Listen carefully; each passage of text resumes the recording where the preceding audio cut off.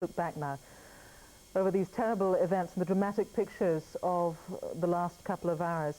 One plane had already hit the World Trade Center in New York, and there we see the result of those planes hitting. We see collapsing buildings. The World Trade Centers in New York, a landmark not just in Manhattan but across the world. There we see the smoking buildings after the two planes had hit them. One plane had already hit the World Trade Center in New York when news crews scrambled and they began filming the smoke and the flames pouring from one of the twin towers. It was at that point that another plane hit. And there we see the second tower collapsing in a huge cloud of smoke and dust.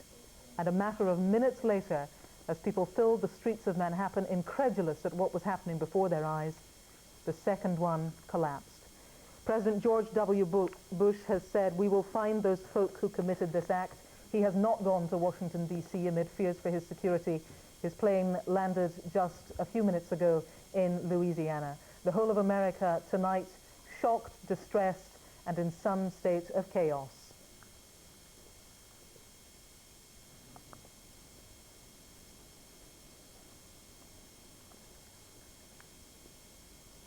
Good evening, it's 6 o'clock and we're staying on the air for the next hour to bring you the latest on the extraordinary terrorist attacks in the United States.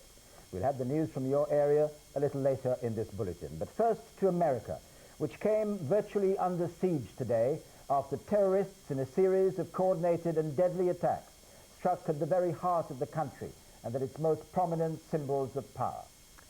It began when a jet airliner, one of 4 planes hijacked earlier in the day, crashed into one of the towers of the World Trade Center in New York. At first, it appeared to be a terrible accident.